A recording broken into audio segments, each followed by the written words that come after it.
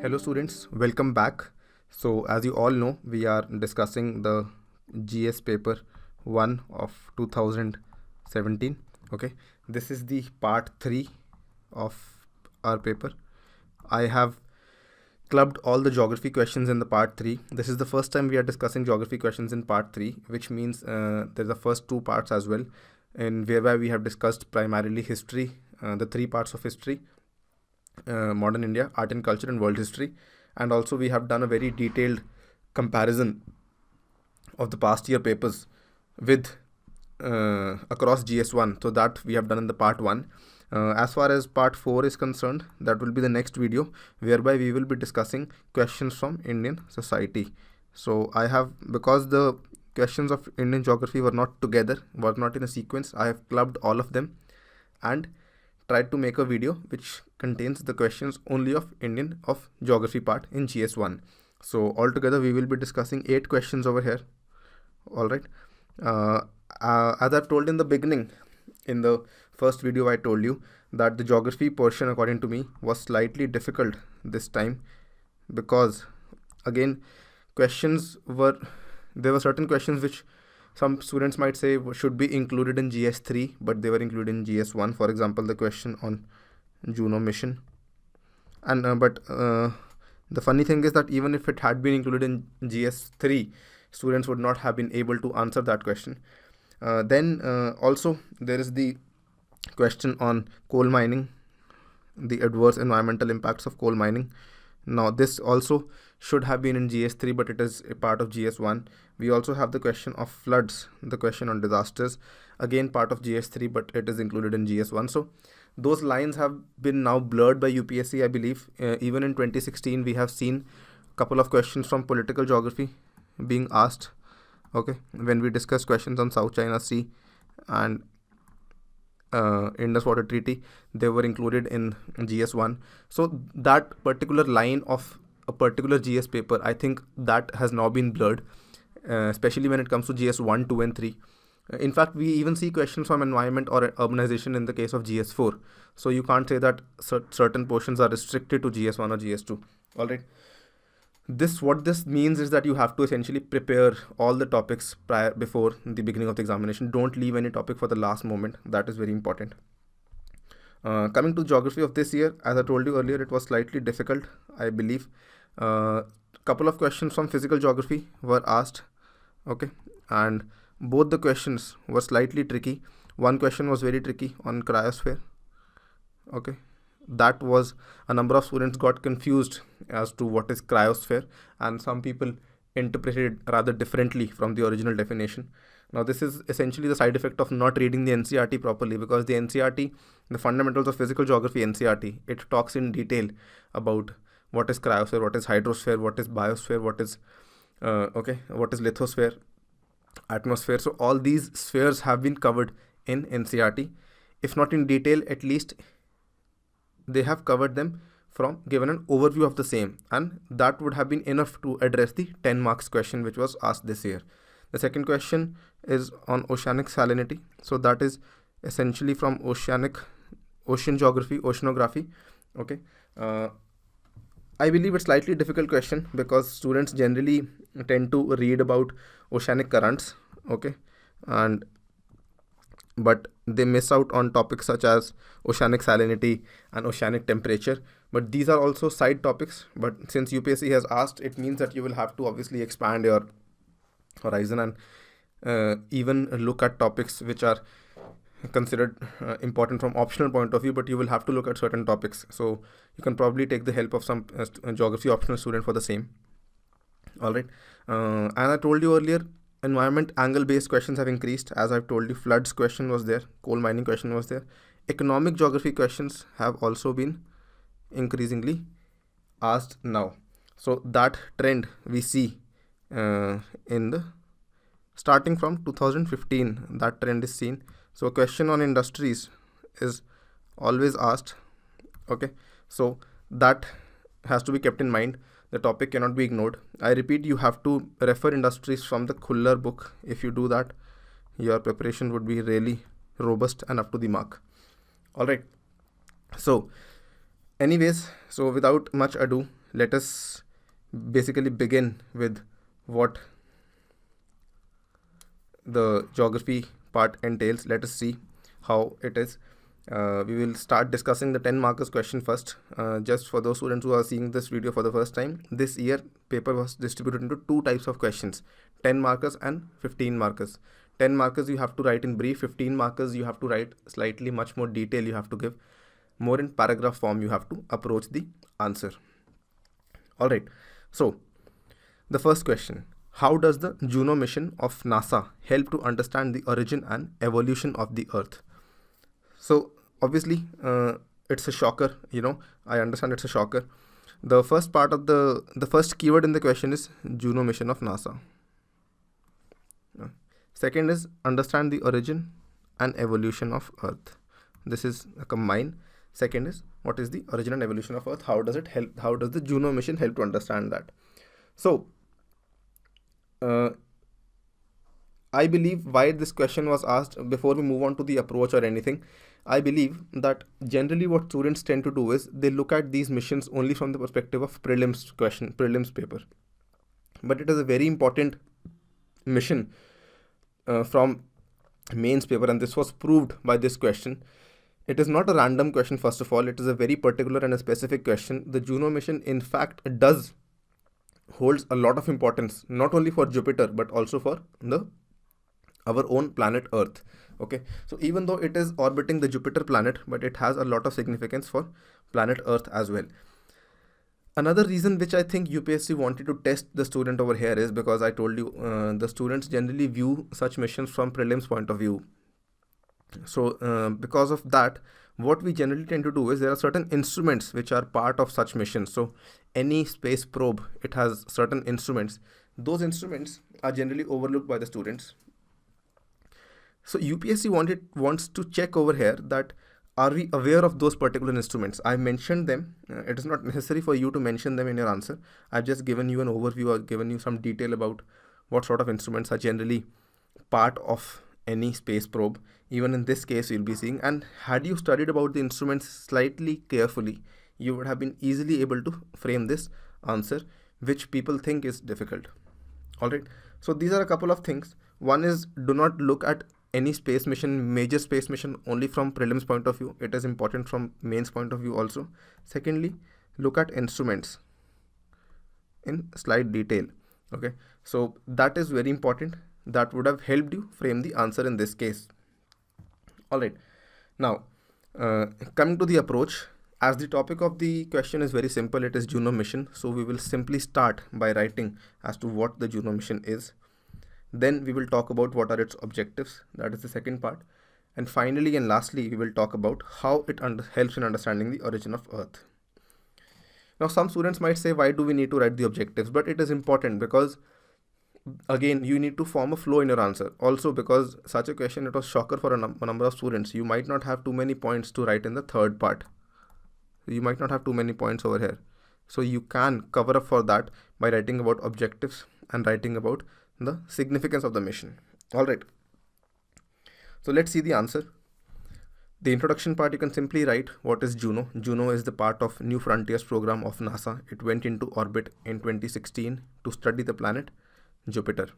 All right. Before we see the objectives, just let us take a look at the instruments. There's the gravity science instrument and magnetometers have been installed over here. There's a microwave radiometer.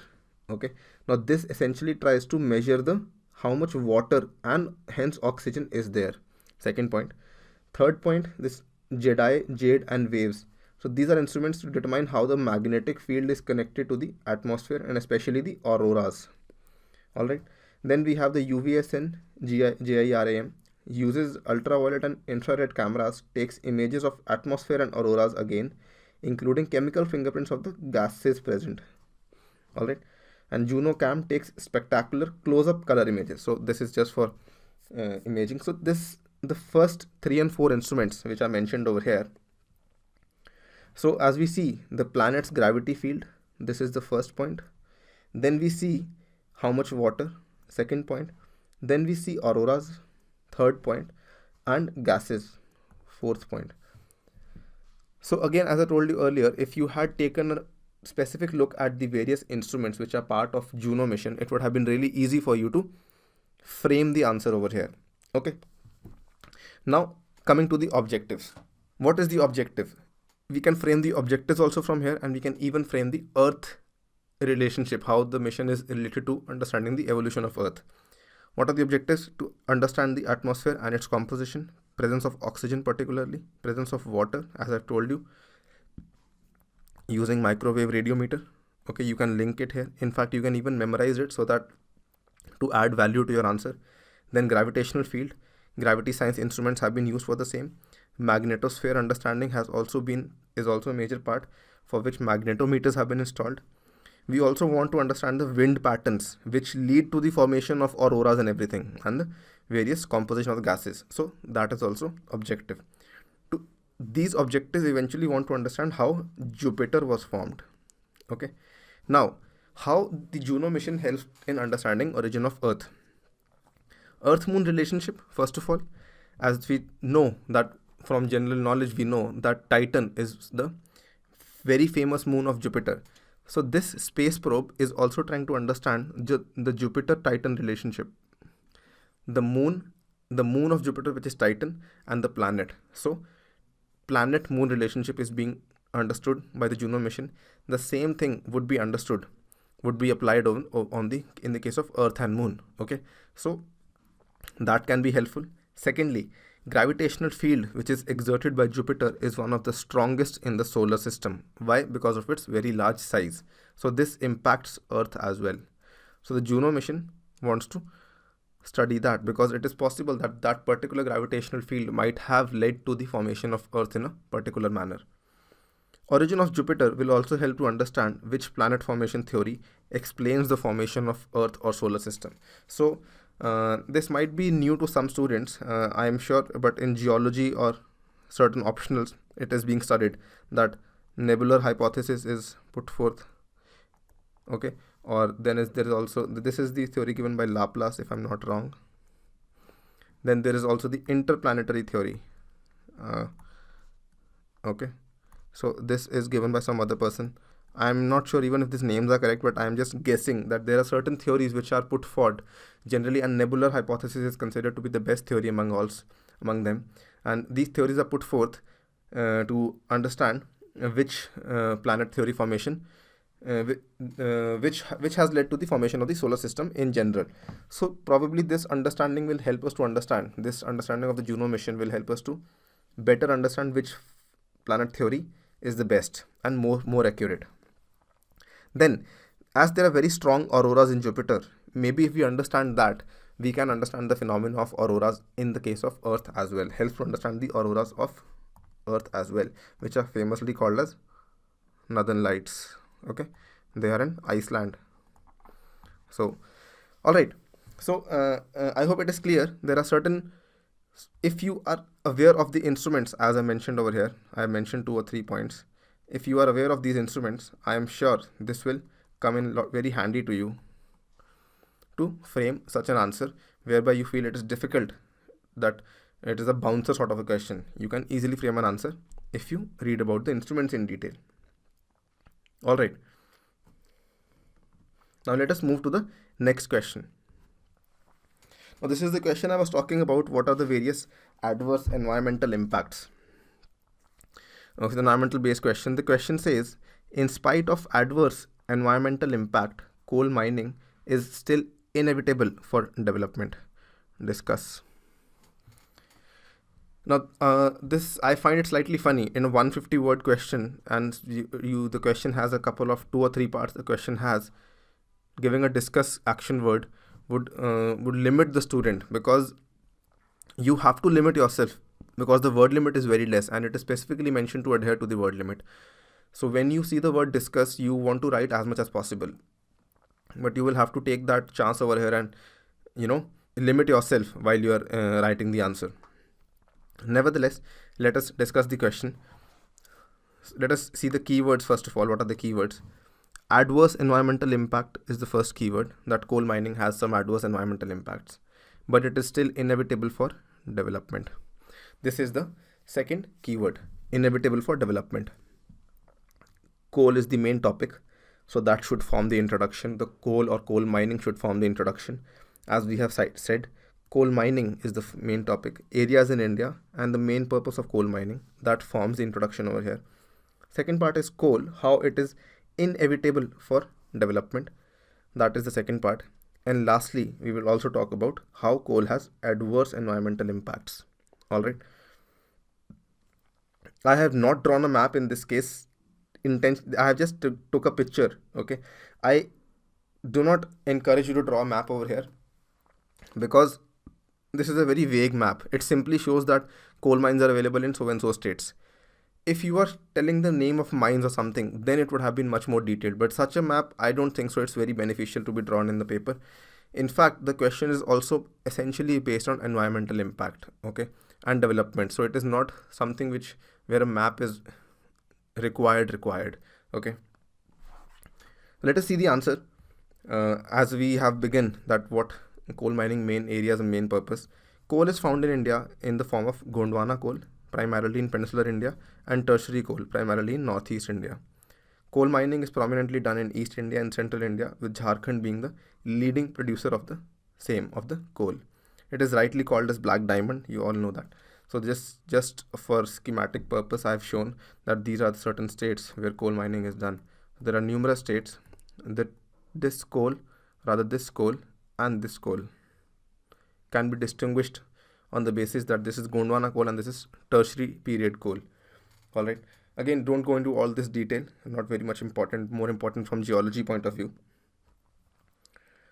Then, what is the main purpose of coal mining? The main purpose is it is the foundation of industrial revolution, because coal was the only raw material which led to the production of power, which again led to the production of iron and steel industry. Okay, which is why it is also known as black diamond. It is a source of power for all major industries. This is the main purpose why coal mining is done. It is as a fuel. Coal is treated as a fuel, which is why it is called as black diamond. Now, coming to the main part of the more important part of the answer. This is something in introduction. You can write it in any way. I have just given you a sample introduction that coal is found in so and so areas, and it is the backbone of industrial revolution or the foundation of industrial revolution, which is why it is also called as black diamond, as it is the source of power for major industries. The second part, coal mining is considered inevitable for development because of the following reasons. It acts as a fuel for generation of power. It is helpful for regional development, coal mining, because it helps in generating employment in those areas and generating revenue for those areas, generating revenue for those states. So for backward regions, it is very helpful. It is a source of employment for unskilled labor in those areas, all right, because it requires just unskilled labor. So those who have not uneducated people, they can get unskilled people, rather they can get jobs over here. It is a source of power for railway engines as well. So this is something I've added from erstwhile times. So earlier it was considered a source of power for railway engines as well. Now we do not have coal powered engines. It is a source of revenue for India, as India is also exporting coal. India is the third largest producer of coal in the world. India is exporting coal to various Asian countries, particularly our neighbors such as Nepal, Bhutan, Bangladesh. All right.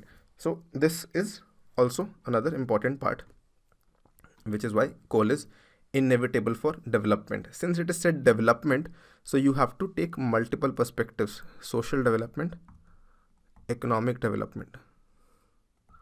In economic development, you have to see at internal economic development, external economic development. So this is external part, okay, and this is internal part: labor, railway engines, fuel. Socially, regional development is something you can say it is socially important. But despite being inevitable for development, it has various environmental impacts as well. What are the environmental impacts? Land use patterns are disturbed. Now, I have talked about this earlier also when we have talked about optimal land utilization and all that. It leads to groundwater pollution and surface water pollution as well, because of the blasting techniques which are used for mining of coal. It also leads to soil contamination. Then it also impacts the natural vegetation and biodiversity negatively, because in order to mine coal, a number of forests are also sometimes cleared. So deforestation is performed, which leads to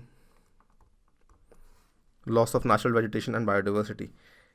Because of various diseases related to coal mining, it also is problematic for health of local population.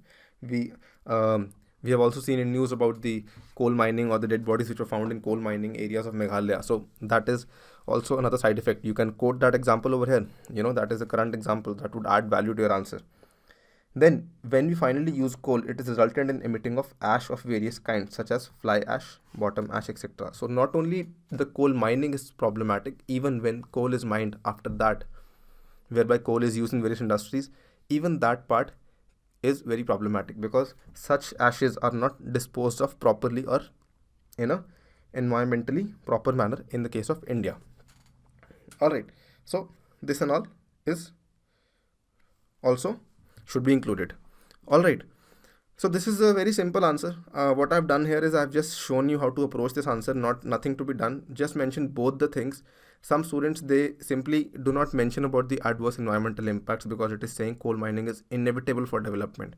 So some students are not mentioning the environmental impacts, they are simply restraining themselves to limiting themselves to write only about how coal mining is very important for development. You have to go and do that, go beyond that, mention both the parts, only then your answer would be complete. Alright, now let us move to the next question. Mention the advantages of the cultivation of pulses, because of which the year 2016 was declared as the International Year of Pulses by the UN. Again, 150 word question. You will have to write a number of things. You have to limit yourself, choose your words very wisely and frame an answer in that word limit. The question is very simple. You simply have to mention the advantages of cultivation of pulses, because of which so and so thing was done by the UN. That is secondary. The main part of the question, or the main body of the question, is what are the benefits of cultivating pulses. That is what is visible in my approach as well. This is the part 2 and this is the major part in this answer. But simply you can't start writing about pulses by simply saying these are the so and so benefits of pulses.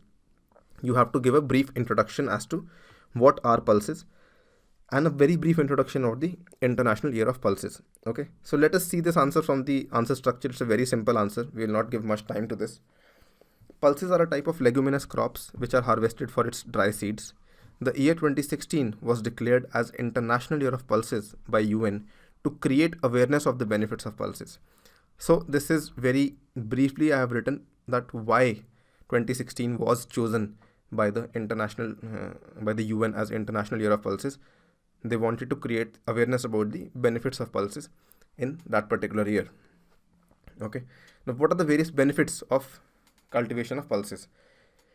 I've simply written points. You can go about by mentioning, there are 2 or 3 ways. This can be written in multiple ways as I've written over here.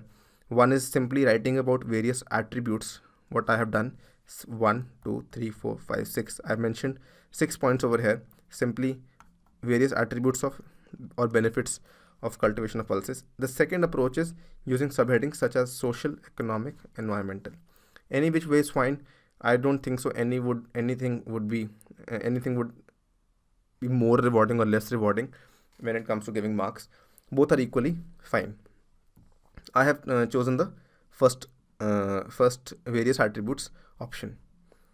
So what are the various benefits? Nitrogen fixing properties help improve the soil fertility. Alright, so it is they are naturally nitrogen fixing. You don't have to add nitrogen fixing bacteria from outside. Pulses are also water efficient crops. They require less water as compared to water intensive crops such as wheat, rice and all that. Pulses improve income security and nutritional security. Very important. They are low cholesterol diet and they are very high in dietary fiber. So this can also address the problem of malnutrition in India. Lower emission of greenhouse gases per unit of protein produced. Lower in context of what? In context of non-vegetarian food, meat, okay, and other non-vegetarian foods. Pulses help in sustainable agriculture practices such as intercropping, crop rotation and agroforestry. So whenever intercropping and crop rotation are certain, so intercropping, what we are doing is in the same season you are cultivating different crops in different rows. So one crop is pulses, next row we have a different crop. Similarly, in crop rotation, crops are rotated according to season, so that also helps in rejuvenation of soil. All right, so these are certain practices whereby pulses can be helpful. All right, so I hope this is clear. As I told you earlier, you can write about in subheadings also. Just to give you an idea, this is an environmental benefit.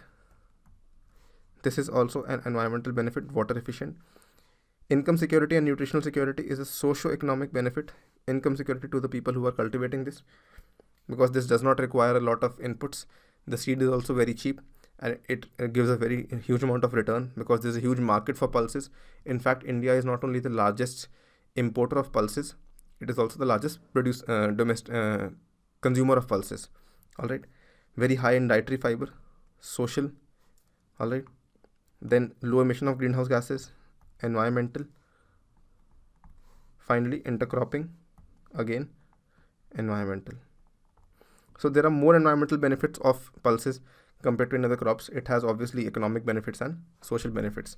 You can also talk about how the growing of pulses can reduce India's import dependency on other nations such as Madagascar. We used to import pulses from Madagascar. Okay, import dependency can be reduced. That is another economic benefit. By doing so, we can be saving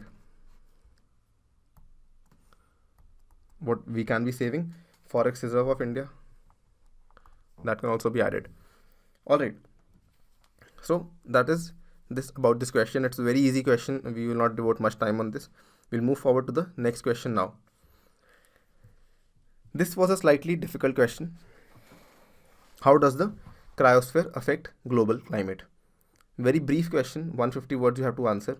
A number of students were not able to answer or even attempt this question because they were not aware about as to what is exactly meant by cryosphere. All right, so before we even in the answer, what you have to do is you have to first define what is cryosphere, and then you have to talk about its impact on global climate. For those people who don't know, cryosphere is essentially that part of the earth which is frozen water. Frozen water can be in any form. It can be in the form of ice, it can be in the form of snow, it can be in the form of glaciers also. Okay, so anything. It can be even when water is freezing on the ground and frozen ground is formed, even that forms part of cryosphere. Even if it is temporarily frozen, that also forms part of cryosphere at that particular point of time. So what is cryosphere? You can see from the figure also. I've just shown the frozen water of the world. That forms the cryosphere. The cryosphere is those portions of Earth's surface where water is in solid form. It includes sea ice, lake ice, river ice, snow cover, glaciers, ice caps, ice sheets, and frozen ground. So it's very simple. Sea ice, lake ice, river ice, three kinds of ice, three kinds of water bodies, snow cover, glaciers, ice caps, ice sheets, and frozen ground. Okay, I've also drawn this small figure over here. This something to show you that even though the question says that the cryosphere has an impact on global climate, you can draw a figure which basically shows that yes, the cryosphere has an impact on climate, but global climate also has an impact on cryosphere. So it is interlinked. All right, that not only the cryosphere has an impact on global climate, the global climate also positively or negatively impacts the cryosphere.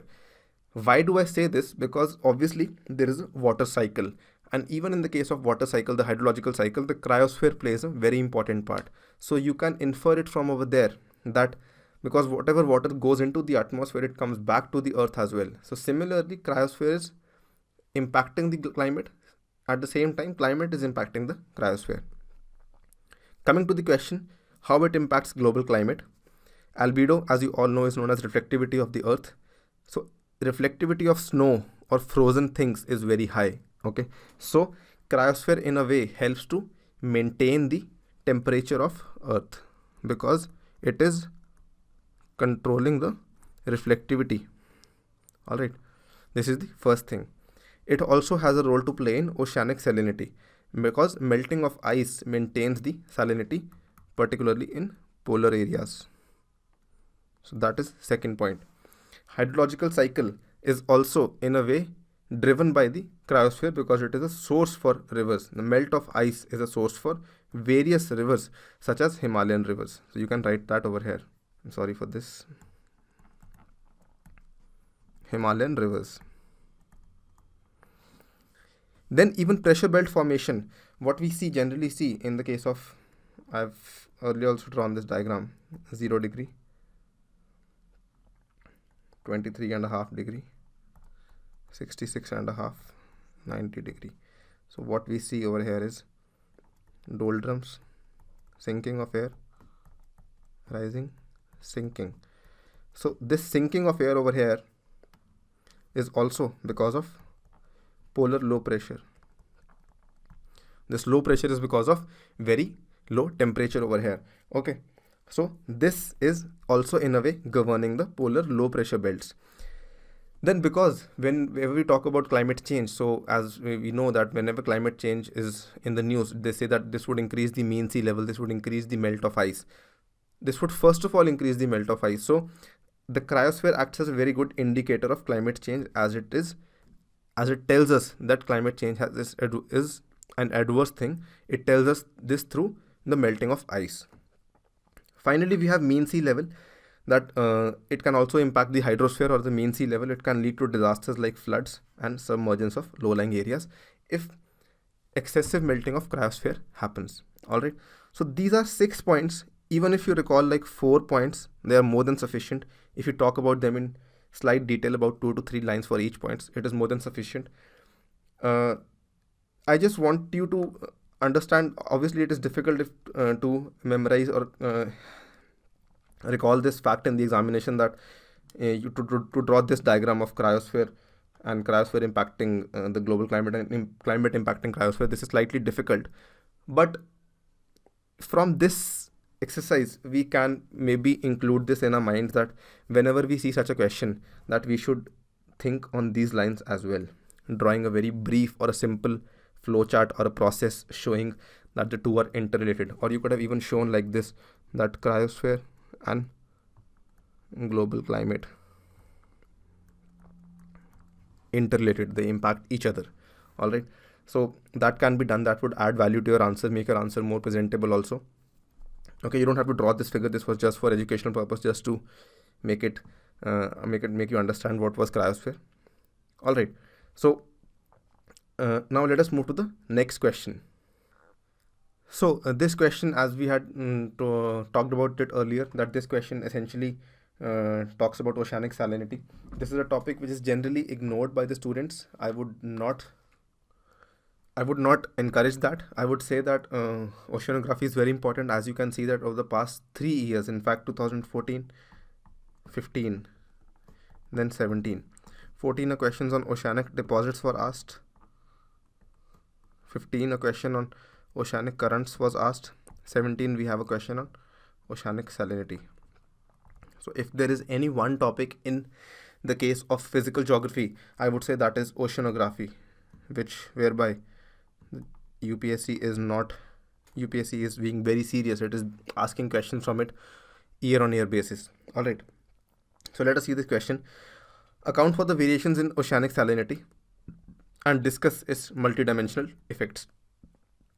Now the question looks very easy, and the question is in fact very easy. However, there is a slight confusion as to the first part, account for variations in oceanic salinity. Now we will just talk about the approach. I will talk about the conclusion after talking about the approach. The approach is simple. The question says you have to account for variation in oceanic salinity. First we will define what is oceanic salinity. Then you will talk about the various causes for its variations. Okay, that's the second part. Third part is multidimensional effects of the same. That is the third part. Very simply, you have to talk about how oceanic salinity impacts a number of things. It impacts navigation, it impacts evaporation, it impacts oceanic currents. Okay, so you have to talk about all that. Now, when you look at this approach, this looks perfectly fine. But the second part of this approach, causes for its variation, some people have taken it in a separate way. What is that? Now, when we see the answer structure, I have written over here, these are causes for its variation. There is another way of looking at, another way of writing about variation in oceanic salinity is this. Now this is essentially a graph sort of thing, whereby you are describing the variation of salinity. You are not describing the causes behind it. You are telling that yes, salinity is variable at various parts. How it is variable is this. Now there are two things over here. One is the how, one is why. Okay, some students have confused it with how, but the question is actually asking why, because it is saying account for the variation. You have to tell for the variation in oceanic salinity. Had the question said that detail the give a list, give a detail of how oceanic salinity varies, so then this would have been more appropriate. All right. If you have written this, I would not say it is totally against you, but then again I would say causes is a part you have to include. So that can be added on. Okay, that can be given as an add-on, that yes, these are the causes and this is how oceanic salinity varies in so and so manner, if you have the word limit in your hand. So you can do that, but I would suggest that the more important part is the cause behind the variation of oceanic salinity. All right, coming to the answer structure. Defining oceanic salinity, it is the amount of dissolved salts present per kg of seawater, that is called as oceanic salinity. It is usually expressed in parts per thousand, or also known as ppt. The average oceanic salinity is 34.55 gram of salts per kg of water. You could have drawn a small table showing the lakes with very high salinity. That table can be found in NCERT. The Lake Van Golu is talked over there. All right, Lake Van Golu. Then we have, which is in Turkey, then we have the Red Sea. Okay, so these are a couple of seas where we have very high oceanic salinity. You can write about that in a separate text box, but again not required, because you have to address other parts of the question as well. What are the various factors for such oceanic salinity, for the variation in oceanic salinity? There are a number of factors which influence the spatial and temporal distribution of oceanic salinity. All right, I have categorized the two factors. This is one way of looking at this. This actually helps you, because otherwise you will get confused, because certain factors increase salinity, certain factors decrease salinity. So I have categorized the factors into two categories: factors which decrease salinity, factors which increase salinity. So precipitation is something which lowers the salinity because of inflow of fresh water from the atmosphere, precipitation or rainfall. Okay, so which is why we can say that at equatorial areas we have lower salinity because of very high precipitation or very high rainfall. Then influx of river water, that is also one more reason why we have lower salinity. This is the reason why salinity of Bay of Bengal is lesser as compared to Arabian Sea, because Bay of Bengal has the inflow of rivers such as Ganga, Yamuna, then Godavari, Mahanadi, Krishna, Kaveri. Melt of ice caps and glaciers, this also reduces salinity, which is also the reason why there is lesser salinity at polar areas compared to the subpolar areas or the temperate areas. Then factors which increase salinity, there is atmospheric pressure and wind direction. So wind direction and atmospheric pressure, essentially they are the trigger points for evaporation. They help in evaporation of water. So the higher evaporation of water, it means lesser water is available in the ocean, which would increase the salts available in that particular amount of water, which would increase the salinity. Air temperature, higher amount of evaporation. So these are two factors which increase salinity, and these are three factors which decrease salinity. You can give certain examples also. Okay. Now, if you want to include that part which I was talking about earlier, if you want to include that, you can include that over here. The horizontal distribution of salinity. In the equatorial region, salinity is less because high rainfall. High salinity is observed between 20 degree to 40 degree because this zone is characterized by high temperature, high evaporation, but significantly low rainfall. So this is the latitudinal distribution. When you talk about like this is 0 degree, 23 degree, 90 degree. So here the salinity is less, it increases, here it is again less. Okay, salinity further decreases in the polar zones because of influx of melting water. So it is the maximum over here, it is lower over here, lower over here. This is latitudinal distribution. Now, vertical distribution of salinity, which is that going deep. So over here, no definite trend of distribution of salinity can be observed, because both the trends of increase and decrease with increasing depths have been observed at different latitudes. So there is no definite trend. At the equator, a separate trend is observed when you go down. At the poles, a separate trend is observed when you go deep into the oceans vertically. All right. So this you can write in very brief if you want to. You can even draw the latitudinal distribution over here showing this, and the vertical distribution also you can show. Okay, that is the second part. Coming to the third part of the question, whereby you have to talk about the multidimensional effects of the same. More saline water freezes slowly in comparison to less saline water. This affects navigation and shipping because this freezes slowly, and this impacts certain formation of certain icebergs, okay, which can in turn impact navigation and shipping. Evaporation is also controlled by salinity as it is lower over more saline water. So if the salinity of water is very high, so evaporation is reduced, and if evaporation is reduced, it impacts the hydrological cycle. All right, hydrological cycle, and it can again impact precipitation patterns. Salinity also increases density of the seawater. Now, increasing density of the seawater, this impacts oceanic currents. Okay, oceanic currents, the cold water at the poles sink and slowly moves towards the equator, and warm water moves from the equators to the poles to replace the sinking cold water. Now, this is actually an impact of this, because increase in salinity impacts the oceanic currents. So that can also be seen as an effect of the oceanic salinity. Okay, there are other effects also. I've just mentioned 4 over here because of the word limit, and also you have to address the previous thing also, account for the variation in oceanic salinity, and then discuss the multidimensional effects. All right, so I'm sure you have understood the answer. It's a very simple question. Please do not miss. Along with this, I want you to prepare on the topic of oceanic temperature as well, the vertical distribution and the horizontal distribution of the same. All right, and learn the factors behind it and the impact of the same on the global climate. Now, moving to the next question. Petroleum refineries are not necessarily located nearer to crude oil producing areas, particularly in many of the developing countries. Explain its implications. So this, as I told you earlier, a question on industries or economic geography is now almost a important part of UPSC GS1. It has always been asked.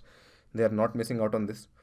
So similarly, a question on petroleum refineries has been asked. This is more a current affair based question, I would say, because such a trend is now being observed in the case of petroleum refineries. They are now located far away from the crude oil producing areas.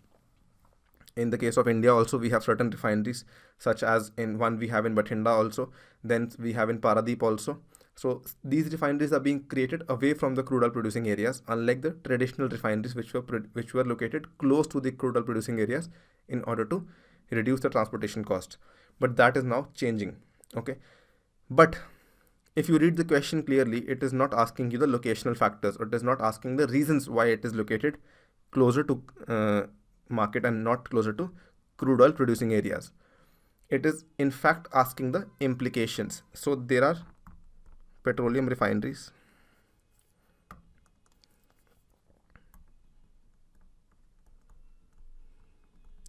There are certain causes of location. Okay. The question is not asking that. It is asking about impact or implications of its location away from crude oil producing areas. So the keyword is petroleum refineries. You have to talk about petroleum refineries location in India, because it is saying located nearer to, not located nearer to the crude oil area. So that is the location part. Then location factors you can write in brief. You don't have to write about it in very detail. You have to talk about it only in brief. I have mentioned just 2 to 3 lines as to the location factors. Finally, what are the implications of the location? This should be the main part of your answer, whereby if you have some difficulty in answering this, you can break it down into social, economic, and environmental. All right. Economic, social. Okay, so let us look at the answer structure over here. India has 18 public sector refineries, and 5 of them are in the private sector, or they are in the as a joint venture. Okay. The newer refineries are coming up away from the source of crude oil like Bathinda, Paradeep and Vizag. So these new refineries, the Vizag does not have any crude oil producing areas. Similarly, Bathinda or Paradeep, they do not have any crude oil producing areas near them. So they are coming up over here. The various factors which govern the location of petroleum refineries are as follows. They are not located close to the crude oil producing areas because the crude oil might get exhaust at certain point of time because it is a non-renewable source of energy. So exhaustion of resources at the site. So if that gets exhausted, the investment done at that site would be redundant, would be wasteful. It is not a weight loss industry. The finished products do not weigh much lesser than the input. So that is also a major reason. It is strategically located near the ports as it is easily marketed to other countries. India is a very large exporter of petroleum refined products in this case. Okay. So what are the various implications of the same? Now, if they are located in other areas, it has certain implications: economic implications, employment opportunities, development of planned townships closer to the refineries. Economic, so this would lead to development of those areas, development of those backward areas. Hinterland development in case of coastal refineries. So when the refineries coming up in places like Vizag or Visakhapatnam or Paradeep, so this also leads to hinterland development. The entire area, just like when a port is developed, similarly when a refinery is developed, this leads to the development of the surrounding area. It gives a boost to transportation sector as they require forward and backward linkages. The refineries, they require forward backward linkages, so the transportation sector would also be boosted. The byproducts can be used as raw material in other industries. Regional development would also be given a push. It also leads to preservation of environment as newer refineries are coming up in less sensitive areas, less environmentally sensitive areas. They are being established over there. So this leads to preservation of environment as well. All right. So these are various benefits which can be various implications of the new location of petroleum refineries. Okay. So I hope it is clear. This was a simple question, but certain students have misunderstood it and talked more in detail about the locational factors, but that is not what the question is asking. The question is rather asking the implications of the shifting of the petroleum refineries in the current times. That is more important. All right. Even though the question has never mentioned India, it has only mentioned many of developing countries, but it is difficult to write about examples from other countries. So I would suggest that you can give examples from India as well, because India is also considered a developing country. That would also do the part. All right. Apart from that, I don't think so there is a need of any map over here. If you do draw a map, the locations have to be very precise. So you will have to show some refineries in like Bongaigaon, okay, over here. Then refineries closer to other crude oil producing areas in India, then newer refineries like Bathinda, Paradeep, Vizag. You can show that, but it's again not very important from examination point of view. Okay, so now we'll move to the next question. So this question says, in what way can floods be converted into a sustainable source of irrigation and all-weather inland navigation in India? So this question also came as a slight shock to a number of students, because generally what UPSC has asked is that what are the negative impacts of floods, or what are the causes of floods. That has been asked. But in this question, it is actually asking what are the advantages of floods. So you have to, and it is also asking you to how it can be particularly used in case of source of irrigation and inland navigation in India. Okay, all weather inland navigation in India. That is an important thing. So let us identify the keywords, the exercise what we generally perform. Let us do that. Floods is the foremost important thing. So that is the topic of the question. You have to define what are floods. You have to talk about what are the negative impacts of floods and which are the most prone states. You can show that just very briefly, because that is not part of the question. You can show that despite having these negative impacts, floods can be. This is how you will make a flow in your answer, that despite having these negative impacts, floods have following positive impact as well. How they can be converted into a sustainable source of irrigation. That is the third part, sustainable source of irrigation. Fourth part is how they can be a source for all-weather inland navigation in India, and all-weather inland navigation in India. That is the fourth part. All right. Now, let us see the answer structure. The first two parts are very simple. We will not devote much time to that. What is the definition? It is the event or occurrence where a piece of land which is generally dry is submerged under water. Okay.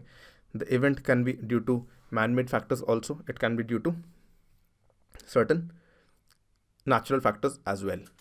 Then some negative impacts of floods and most prone states are as follows. Floods have large social consequences. We all know that it leads to distress migration of people from the affected areas. We have seen this in the case of Kerala. We have seen this in the case of Kashmir also. Okay. Then it also affects communities in a lot of ways. Families get broken up. So that and all is obviously there. Economic consequences, loss of life, loss of damage to property. Okay. So loss of infrastructure is also observed. So just very briefly, loss of human life, damage to property, destruction of crops, agriculture suffers. Okay. Loss of livestock, deterioration of health conditions owing to waterborne diseases. So socially and economically, it has a lot of negative benefits as far as floods are concerned. The most prone states are, this map is showing the most prone states, particularly those states whereby floods are occurring in a almost recurrently. Okay. So this is that part, particularly the river banks of Ganga and Yamuna. Okay. Northern Bihar particularly is very badly affected. Then Assam, due to Brahmaputra, is very badly affected. Okay. So these are the most prone states. You can show a very brief map. Even if you don't show, I don't think so it's very important over here. But I would like you to write certain negative impacts of floods to make a flow in your answer by telling the examiner that first you mention the negative impacts and then you say that despite having these negative impacts, floods can be utilized for so and so purpose. That is the second part of the answer, whereby we will talk about how they can be converted into a sustainable source of irrigation. First of all, rainwater harvesting. So floods sometimes can also be caused due to excessive rainfall. Okay, so this was the case in the case of Uttarakhand flash floods, which were caused due to excessive rainfall due to a cloud burst. All right, so if rainwater harvesting is done, so the same water can be used during water deficient periods. When there is drought period, the same water can be utilized. Okay, so that would be useful for countering drought periods and particularly useful for irrigation in those drought periods. Similarly, a lot of flood can be a potent source of groundwater recharge because a lot of water seeps down into the groundwater as well, into the ground as well. So this leads to artificial recharge of groundwater, natural recharge of groundwater. Then if we do certain dam creation, this can store the excess water in dams and this can be used during water deficient times. So dams can be very useful for agriculture purposes. Okay, so again a suitable source of irrigation. Interlinking of rivers, very much in news for the past 3-4 years. This can be used for diversion of water from excess water areas to drought prone areas, dry and semi-arid and arid areas. Okay, if interlinking of rivers is done, so that can take water from the areas which have very huge quantity of water to those areas which have less quantity of water and help in irrigation in those particular areas.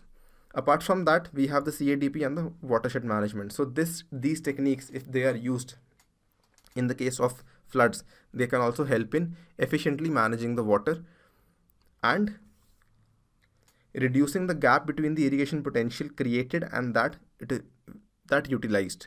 Okay. Now this is something, if you are not aware of command area development program, it's okay. It's slightly a part of optional geography optional part. But even if you are, you can include, they should include that, how CADP can be more efficiently implemented even in the case of floods. All right. Similarly, watershed management, we have talked about this in the previous year paper in 2016, where we have talked about how watershed management is a very good exercise. It has a huge amount of significance for water and soil resources. So even over there, floods can be really helpful. All right. Second part of the question is how they can be a source for all-weather inland navigation in India. As we have already discussed, the interlinking of rivers. So if we do interlinking of rivers and floods are utilized for interlinking of rivers, that can essentially take water to the shallower rivers or the rivers which are not perennial in nature, particularly the peninsular rivers. So whenever we talk about the problems with inland water transportation, we say that in peninsular rivers there is shallow depth and they are non-perennial in nature. So this interlinking of rivers can address that problem, and this can be facilitated by floods. So that is a potential which has not been utilized till now. That potential can be utilized. You can also talk about how this will give a very good push to the National Waterways Bill, which talks about 101 national waterways. Okay, India currently lacks the infrastructure for building those 101 waterways, but India can positively use the disaster for its own benefit, for agriculture as well as inland navigation in India. All right. So I hope this is also clear. It's a slightly tricky question, but once you see the points, then it seems simpler. All right. So coming to the last question of this video, this is again a slightly tricky question, but if you have read G.C. Leong, okay, in properly, you will be able to answer this question. Also, when we read the question, I have to tell you, before that I have to tell you, please do not confuse Indian monsoon with monsoon climate. Monsoon climate is a type of climate. Indian monsoon, on the other hand, is something else that denotes seasons which India sees. Truly, it is true that the Indian monsoon is also a derivation of the monsoon climate. It is also a type of monsoon climate, but monsoon climate has broader characteristics. Indian monsoon, on the other hand, has some particular specific characteristics. Okay, so what characteristics can be assigned to monsoon climate which succeeds in feeding more than 50% of the world population residing in monsoon Asia? So the question does not seem very difficult on the face of it, because it is simply asking what are the characteristics. There is no action word as such. It is very simple question. Just characteristics have been asked of the monsoon climate. So you just have to list out the characteristics. But the important part of the question is that you have to synchronize the characteristics with this fact that how it helps in feeding more than 50% of population in residing in monsoon Asia. So that linkage you have to draw as to what are the characteristics and how those characteristics help in providing for 50% of world population in monsoon Asia. All right. So the approach is simple. Because it's a geography question, what I generally tend to do is start with something of the location, or telling something about the region, what the region is. So monsoon Asia region of the world, we followed a very similar approach in the case of South China Sea, which we discussed last year. I wanted you to discuss the location in brief where the South China Sea is located. If you can draw a map, that also is very good. Here I'm not suggesting you to draw a map. That will be very difficult because marking areas of monsoon Asia region, but you can definitely list out as to what constitutes the monsoon Asia region of the world. Second thing is, so the first thing is I've kept it same. I've mentioned two approaches over here.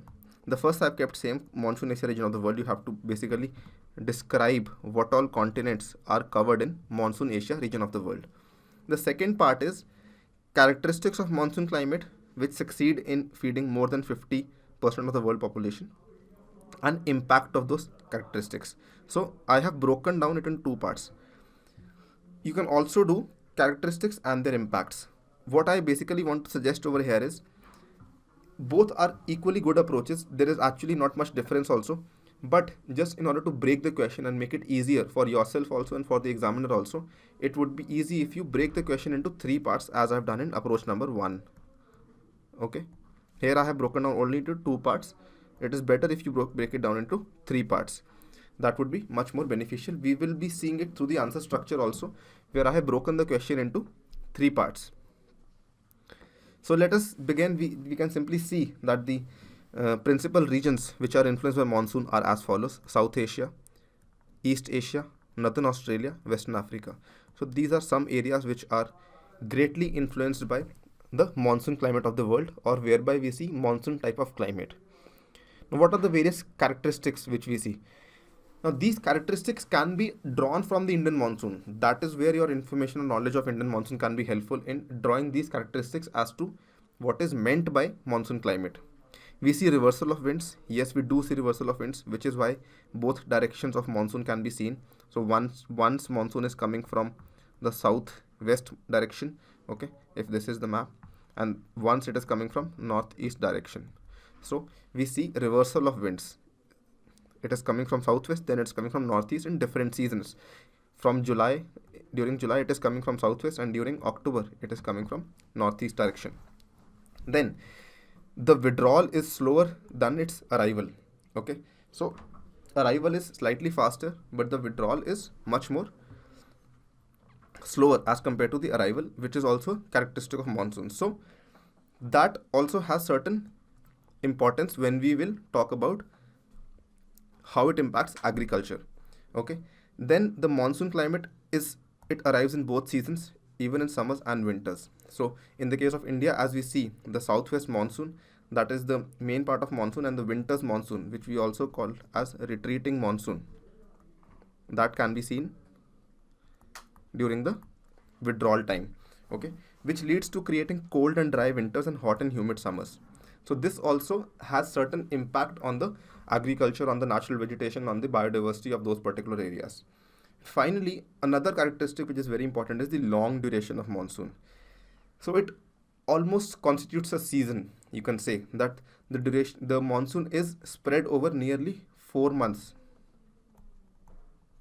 which is why it has a huge impact. 4 to 6 months, you can say, it is spread over.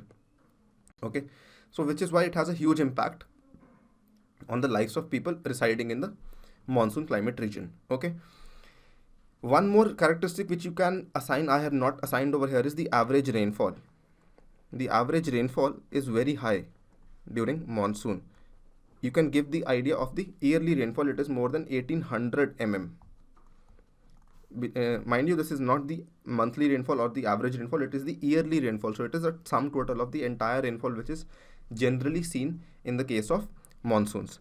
Okay, having these characteristics, how does it impacts the regions? It helps in agriculture. So I have given certain details also how it helps in agriculture. It helps in both type of cropping seasons, during Kharif also as well as during Rabi also. During Kharif, we plant those crops which require higher rainfall and which require a higher temperature.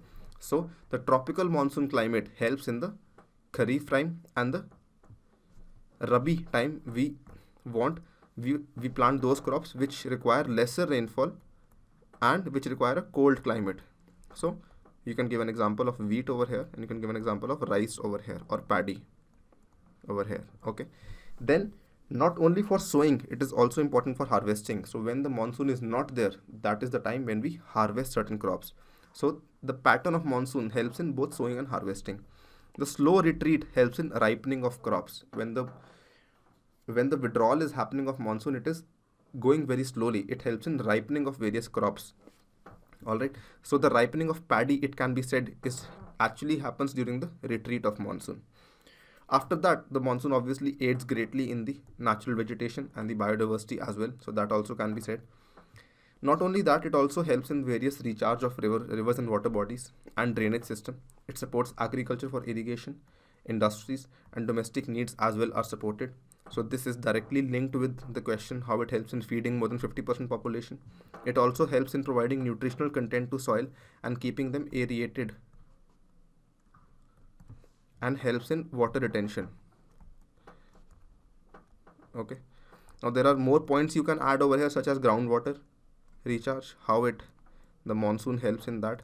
Okay, you can even talk about floods. So even though some places monsoon causes floods, but those floods are in turn helpful for irrigation, as we have talked about in the previous question, how floods can be used for irrigation. So you can learn from that question and employ that point over here. That is obviously there. So this is just a sample of 4 to 5 points. You can give as many points as you want. There are a number of points. This list is not exhaustive, but what I want to tell over here is that it is better if you break the answer, first give characteristics and then give the impact. What you can do additionally in this answer, I believe, is if you can simply make a text box and write the seasons which generally India has. You can do it as optional, it is not very important, because the question has not asked about India, it has asked about monsoon Asia. So it is not very important if you mention that, but if you do, there is no harm in it. So that can be done, that might give you some additional marks.